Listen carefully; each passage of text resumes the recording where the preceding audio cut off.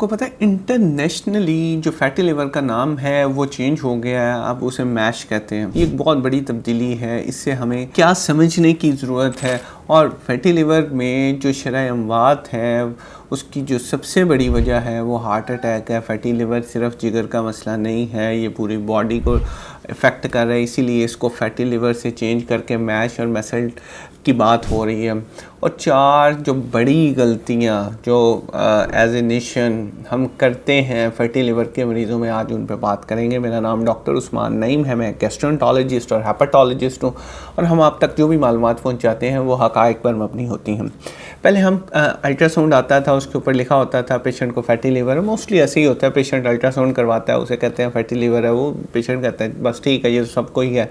जिसका भी अल्ट्रासाउंड होता है उसे ऐसे ही लगता है, रिपोर्ट में सबके फैटी लिवर ही लिखा होता है, चादो नादर ही नॉर्मल अल्ट्रासाउंड लिखा होता है। तो ये तो एक नॉर्मल सी बात है। पाकिस्तान में ये बहुत ज़्यादा, इसमें कोई शक नहीं, हर तीसरा बंदा इससे मुतासिर है। हमारी खुराक के मामलात हैं, हमारी एक्सरसाइज के मामलात हैं, हमारा लाइफस्टाइल ओवरऑल ऐसा है कि फैटी लिवर बहुत ज़्यादा है, जिसे आप मैसल्ड कह रहे हैं। अच्छा, फैटी लिवर को मैसल्ड उन्होंने क्यों कह दिया?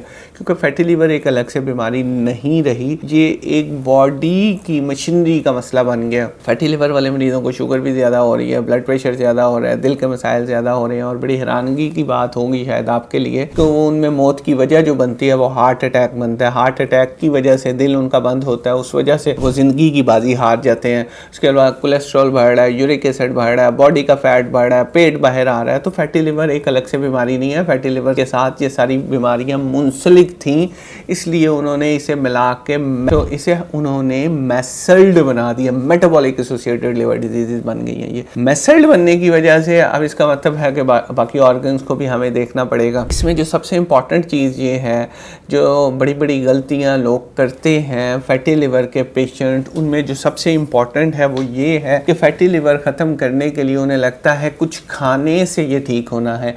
और हम मरीज़ को बारहा कहते हैं कि ये फ़ैट जमा हुआ है, एक्स्ट्रा फ़ैट है, इसे कंज्यूम करने से ही ठीक होना है।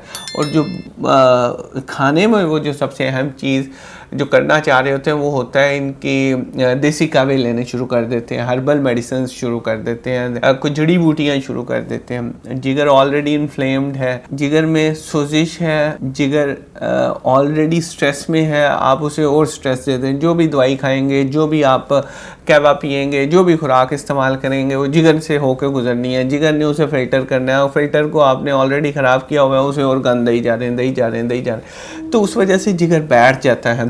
तो आपने कोई भी बेनामी देसी वलायती जो भी है कोई दवाई नहीं इस्तेमाल करनी, जिगर को रेस्ट देना है। डिटॉक्स करने का वही तरीका है, उसे रेस्ट दें, उसे पानी दें और एक्सरसाइज करें। नंबर 1 जो गलती नहीं करनी वो ये है कि उसे और ज़्यादा स्ट्रेस, कोई कावे नहीं पीने, आप नॉर्मली पी सकते हैं, लेकिन ये सोच के नहीं पीना कि ये वही मेरे जिगर को ठीक करता है। जिगर को आपको रेस्ट देना ही ठीक करेगा। दूसरी चीज़ ये है कि अल्ट्रासाउंड हुआ, उसमें फैटी लिवर आ गया और बस ठीक है, फैटी लिवर है, बात खत्म।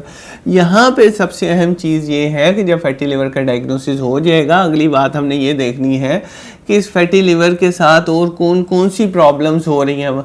सबसे पहले तो हमने जिगर को देखना है कि जिगर में सिर्फ फैट ही है कि सोजिश भी है। फैट होना एक अलग चीज़ है, सोजिश होना एक और चीज़ है। सोजिश होने के बाद जो नेक्स्ट चीज़ होनी है वो जिगर का सुगड़ जाना है। तो हम सोजिश पे अगर उसे रोक सकते हैं तो हम जिगर सुगड़ने का क्यों वेट करें? तो फैट, सोजिश, जिगर सुगड़ गया। अब सोजिश पे अगर खड़े होंगे, अल्ट्रासाउंड में फैटी लिवर ही आएगा। दूसरी गलती ये करते हैं, अगर डायग्नोसिस नहीं करवाते कि इन्फ्लेमेशन है या नहीं, एलएफटीज करवा के देखो एलएफटीज खराब है। अल्ट्रासाउंड में अगर फैटी लिवर आ रहा है तो एलएफटीज करवाएं। एलएफटीज अगर खराब है तो बाकी ऑर्गन्स भी देखने हैं कि कहीं शुगर तो नहीं है, कोई और मसाइल तो नहीं है। तो फैटी लिवर की वजूहात क्या है, फैटी लिवर को बाकी ऑर्गन्स को भी तो हमने रिवर्स करना है, ठीक है।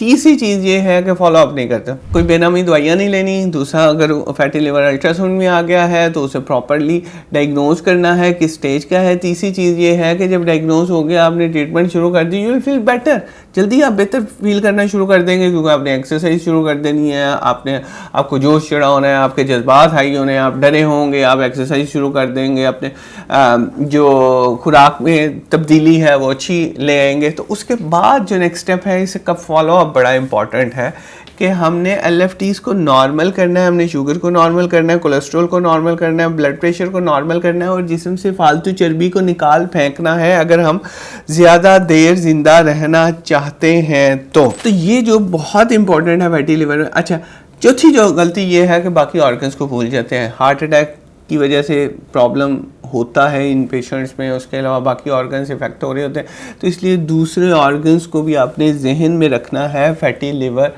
के इलाज के दौरान। अब फैटी लिवर सिर्फ फैटी लिवर नहीं रहा, ये मेसल्ड बन गया। उनके कहने का मतलब ये है कि ये सिर्फ जिगर की बीमारी नहीं है, पूरे जिस्म की बीमारी है, तो इसलिए उसका ख्याल रखें। जिगर पे पूरी सीरीज़ हमारी चल रही है, ये कोई हमारी 11वीं वीडियो है, इससे पहले हमने 10 वीडियोस बनाई हैं। जिगर पे हम वीडियोस बनाते रहेंगे। अब नेक्स्ट जो वीडियोस है वो हमने कॉफ़ी का जिक्र करना है कि अच्छा कोई चीज़ें ऐसी भी हैं जो जिगर को बेहतर करती हों, अब उनमें कौन कौन सी चीज़ें हैं, उस पर कॉफ़ी की भी बात करेंगे। बाकी भी हम जो फ्रूट सब्जियां मिक्स करके पानी में डाल के पीते रहते हैं उसका क्या फ़ायदा है, तो इंशाल्लाह उस पर बात करेंगे। अल्लाह हाफ़िज़।